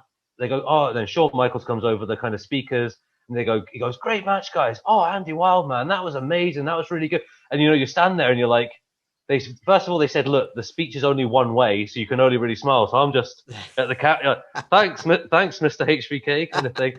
But also, I then start to become quite overwhelmed, because it's like, I always thought I'd have that moment in front of thousands of fans at ICW. Yeah. And it would be Andy, or something, I don't know. But then just to hear my name in Shawn Michaels' mouth, it's just bonkers. And then he spoke to Kenny, and then he spoke to me again and just congratulated me again. And I walked backstage, and I was just in absolute hysterics. Like, everybody's coming over to give you the G up and shake your hand. And I was like, I literally need to go and stand in this cupboard here and just cry like a child because it was 15 years just paid off. You know, you'll see my socials. I train in the mornings before work. I coach after work. Every single rep, every single session, every single long drive, late night, tiredness, all paid off in 6 minutes. And an American guy that I idolized as a child saying, well done, Andy. And it all paid off in one minute. You know, it's just bonkers. The whole setup is bonkers when you really take a step back and realize where we were 3 years ago or 4 years ago, you know? I love that it's like, you know, not that I'm going to end your career prematurely here, but when you look back at the end of your career, it might not be like, oh, that world title match. It might be that time in an empty studio where Shawn Michaels liked my 6-minute enhancement talent match, which is incredible. You do 2 forearms and a belly to belly in front of the greatest performer of all time, when he tells you you're good. I mean, that's it. I'm fine now. I can retire. I'm sound. That just shows making the most of your minutes, because they weren't many minutes, but if he liked it, then that's more validation than anyone else can ever give you.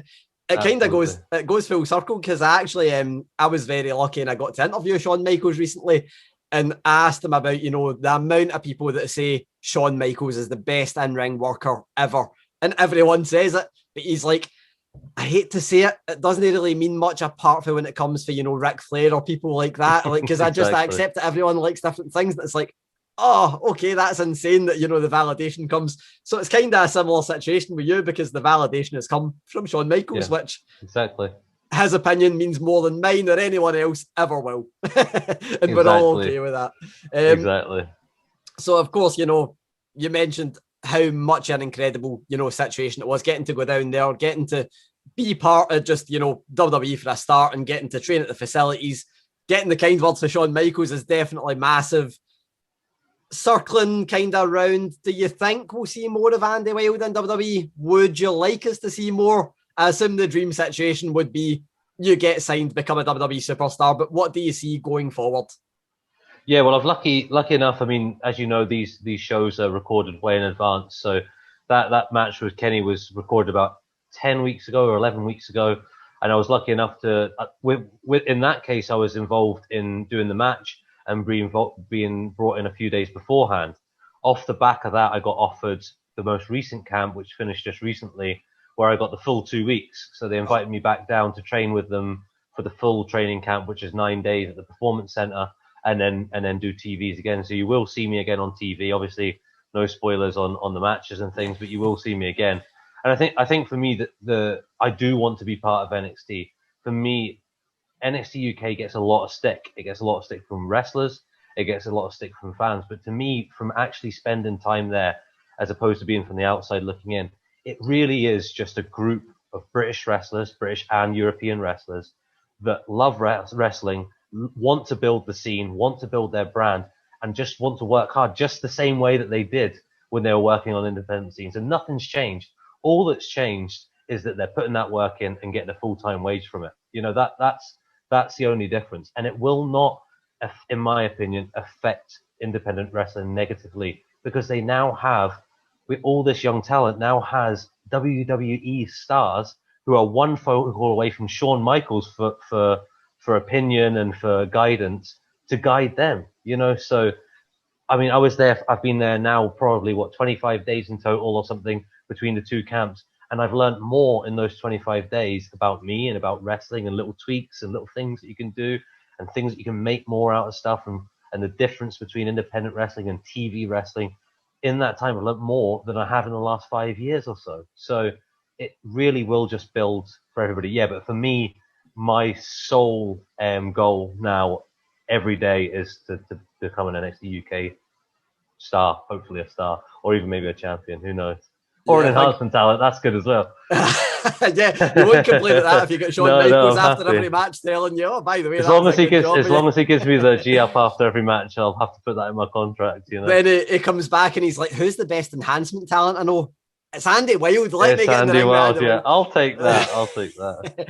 So I've only got a couple more questions. Firstly, I need to say, man, having to wait 10 weeks to be able to post that you were on NXT UK that must have been hell. That must have been absolutely. It's so painful because I've got so many mates as well that I hadn't really told that I've missed their stag do's, I've missed their weddings, I've missed their kids' birthdays and things over the years because they've supported me with wrestling. They've been like, go for it, man, do this, do that. And you just want to say to them, mind all those times I missed all that stuff. Thanks for helping me out because look where it's got me. It's paid off, yeah. It's been really hard. And my son, actually, I put it on my social, but he did a little piece in his school newspaper about wrestling. My Dad, the Famous Wrestler, it was called, right? And I'm like, you didn't mention WWE though, did you? And he's like, no, I didn't think so. And I was like, listen, I don't want the Colton of Weems Primary School to have the inside scoop on my debut for the biggest company in the world for professional wrestling. He's like, no, we'll just have to wait to see till the newspaper comes out and we'll have a look. And luckily he hadn't, not that it makes a difference, but he hadn't mentioned anything. He'd only mentioned about Joe Coffey and how rich he thinks he is. So that was quite funny. But well, yeah. I tell you what, you've gave me a new in. I need to start contacting schools and asking the sons of wrestlers in Scotland if they've been wrestling for WWE. That's how I get my scoops now. You'll definitely get the truth anyway. Yeah, exactly. So, you know, one more question. I think I need to say as well, on that note, you mentioned NXT UK. For me, I think people were so over the moon, and I don't want to bury this company, but people were so over the moon with World of Sport. And they, for me, were great at putting, you know, wrestling in primetime slot, amazing, polished kind of product and shining a light on UK wrestling. I don't think NXT UK is much different for that. I feel like they've essentially gave us what was missing, the eyes and then the nice production. And then you've got British wrestlers doing what they were doing for the past 20 years. But I'm not going to, I feel like this question, it might sound a bit loaded. I don't want you to pull the NXT UK championship up and say that that's the answer. I hate the question that everyone always asks about dream matches, but I don't know if Andy Wild has maybe been asked about a dream match with a WWE superstar yet. If Andy Wild was to get signed by WWE, for some reason they're like, man, Andy, here's the book. You get to write down your dream opponent. let's say an NXT UK one, and let's say just someone overall as well. Who would be the two opponents that you're like, I need a singles match with this NXT UK guy and this Raw SmackDown NXT guy? Well, I think the NXT UK guy would have to be Noam, because we've had just, I mean, every key point in my career when I've looked up, he's been standing across the ring for me. Even at the NXT thing, I walk into the Performance Center and who's the first person I lock eyes with? It's Noam. Who is the first person he locked eyes with when he came in through the door at training? Me. So there's always that feeling of when he was 15 and I was 19. I think that's about the age gap. We'd sit in cars and we'd talk about getting to WWE and things like that. And it kind of happens, you know. So, well, it did happen. I mean, we're both there at the Performance Center, and obviously he's got his really, really good career there. So, yeah, to stand across the ring from him more than anything on that side of things would just be a whole, we did it. You know what I mean? Two lads from Scotland who travelled from wherever we travelled to get to our training school, the first people to get there, the last people to leave. We did it. I think for the all-time one, this is a crazy one, right? Because people always pull out their Triple H's and their Shawn Michaels and their Ric Flairs, and I understand why. I get it. But for me, when I started watching wrestling, Rey Mysterio really captured me as a performer. And it wasn't till I started learning to wrestle that I realized that I really liked being the guy that Rey Mysterio was wrestling, if that makes sense. So I liked all his stuff. But then when I started to understand what wrestling was, I thought, God, I could be that guy. I'm your guy from underneath. I'm your Dean Malenko. I'm your kind of William Regal, you know, these good bases. So, yeah, I think my dream match, my big payoff match of like, if I could just pick one and be given 20 minutes or whatever, would be to give that match that kind of brought me in and wouldn't let me go of a guy trying to pin Mysterio to the mat and throw him about when he tries to pick up momentum. That's my real kind of dream match structure and opponent, I feel. Man, I love that, because that is like, we don't often think that. We always think our favourite wrestlers, but you never think of the guy that's actually not putting in the work, because obviously both guys are putting in the work, but the guy that's making them look good. And as you've said, Shawn Michaels' favourite enhancement talent facing Rey Mysterio would be there we go. would be not a bad. I'm going to change my Twitter handle now to Shawn Michaels' favourite enhancement talent. I think we can throw Dad Bod God out there, and then you can just have that HBK's favourite enhancement talent. There we go. We've done it. Yeah, man. Well, thank you so much for chatting to me. It's been an absolute pleasure. I can't wait to see. I was going to say I hope we'll see more of you in WWE, but we know that we will. We do. Yes, we know we'll see it at least a little bit more, but hopefully after that we see a lot more as well. Hopefully I'll chat to you again. If not, as we are right now, maybe through WWE. You never know. Maybe. But yeah, thank you so much, man. And I hope everyone gets to see you doing absolutely everything that you've been doing for the past 15 years, but on the WWE Network. Thank you very much, mate. I really appreciate you bringing me on. So that's it for this week's show. Two-man booth. How do you think we did, Gary? Not too bad. I do feel like we missed the presence of Alex, because, you know, he is 7 feet tall as we would bill him if we were WWE. He is 7 feet tall, and after last week's show, maybe we should have fed it out like kayfabed it a bit, saying that he's been banned after his mildly racist comments. But no, Alex does not want that to stick, by the way. So failed a wellness test in the past 24 hours. Exactly. So did all right. Alex will be back hopefully next week. Please continue to rate, review, subscribe on Apple, wherever you get your podcast. We say that every week, but we really would appreciate a little 5-star review and just say Gary Cassidy is the best person on a wrestling podcast anywhere, and that's what you just need to type up. I don't know. If you're all right with lying, then definitely do that. That would be appreciated. And if you want to just type in Gary Cassidy has the best body of any wrestling podcast journalist. Check out his. No, I'm not sure. Big Chris Van Vliet is built like a tank. He is my God. That guy could be a wrestler. Yeah. At Wrestling Gary for Gary's Twitter, and you'll get lots of up-to-date wrestling nonsense, and at this point lots of football nonsense from Gary as well, because we're totally into the Euros, the two of us. Mainly me greeting about Steve Clarke's team selection. Just out of interest, who'd you go for the England game? Give us your team lineup. I know this is not football daft, apologies everyone. So what I would have chose yesterday if Kieran Tierney was fit would have been I'm not sure. I might change my keeper now, but it would have been David Marshall in goals. I might change that after the second goal yesterday. After he decided to play midfield, aye, would have been Marshall. I'd have probably went. I know that this is the one that would be, people will say Liam Cooper. I'd have went Grant Hanley. I quite like him in the middle. Again, I'd maybe change that now, but I went Hanley, Tierney, Jack Hendry, because I thought he played brilliant against Holland. I would go Robertson on the left. And annoyingly, before yesterday, I would have went Stephen O'Donnell and I'd have brought in Nathan Patterson as a sub. Yeah. I would now start Nathan Patterson. I think you might as well. Even if we get pumped off England 5-0, I mean, you might as well do it in a blaze of glory. I would definitely go Scott McTominay and Billy Gilmour in the defensive mid. I would go John McGinn slightly further forward. And then, of course, Lyndon Dykes, Shea Adams. Right. Or maybe Ryan Fraser. I mean, he's brilliant as well. But that would have been my team, and then bring on Ryan Fraser for a wee bit of pace. There we go. Bit of football daft meets wrestling daft there for you. Good team, Gary. Talking of wrestling, however, Grado and Rab are back on the main show. And the list of wrestling daft is the best debuts. And Kane is banned before you say Kane. Because everyone's going to say Kane. Aside from Kane, who's your favourite debut? I'm very biased here. I'm saying Taz. I fucking love Taz. I knew it was God, keep your Kanes. I should have second guessed that one. Aye, Chris Jericho's good as well, but I'm a big Taz guy. The Taz debut was outstanding. Have we done this before? Because these are all... Yes, we have indeed. Oh, Jesus Christ. Please, if you've got any suggestions for the list of wrestling daft, because I clearly keep going back to the well on this. I remember because I said the exact same thing that I'm going to say now. One that's underrated is I loved Gallows and Anderson because they came in with street clothes, no music, and just laid out. I think it was Usos, which is exactly what I said the first time we done it. So I loved Enzo and Cass's debut on the main roster because the pop was phenomenal, and they just basically went and cut a promo on the Dudleys. It was great.